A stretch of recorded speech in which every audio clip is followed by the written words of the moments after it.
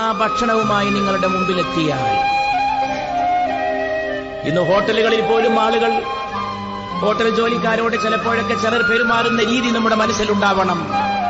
ഈ നബിവചനം പഠിക്കുമ്പോൾ സല്ലല്ലാഹു അലൈഹി വസല്ലം ഭക്ഷണമുണ്ടാക്കിയിട്ട് നിങ്ങളുടെ മുമ്പിലെത്തിയാൽ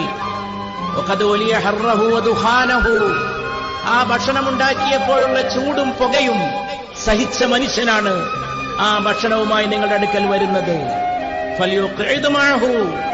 നിങ്ങളയാളെ കൂടെ ഇരുത്തണം. അയാളും നിങ്ങളുടെ കൂടെ ഭക്ഷണം കഴിക്കണം.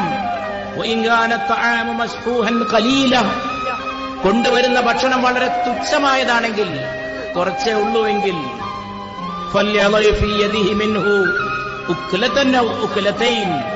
ഒരു പിടിയോ 2 പിടിയോ അയാളുടെ കയ്യിൽ വെച്ച് കൊടുക്കാനെങ്കിലും നിങ്ങൾ തയ്യാറാകണം.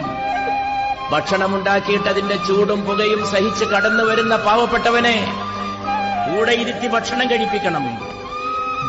നിങ്ങളോടൊപ്പം ജോലി ചെയ്യുന്ന ഒരാളെയും നിങ്ങൾ എന്റെ സെർവന്റ് എന്ന് വിളിക്കരുത്. മറ്റൊരു നബിവചനത്തിൽ പുണ്യ റസൂൽ ഉണർത്തുകയാണ് സല്ലല്ലാഹു അലൈഹി വസല്ലം, എന്റെ സെർവന്റ്, എന്റെ സേവകൻ എന്ന് വിളിക്കരുത്.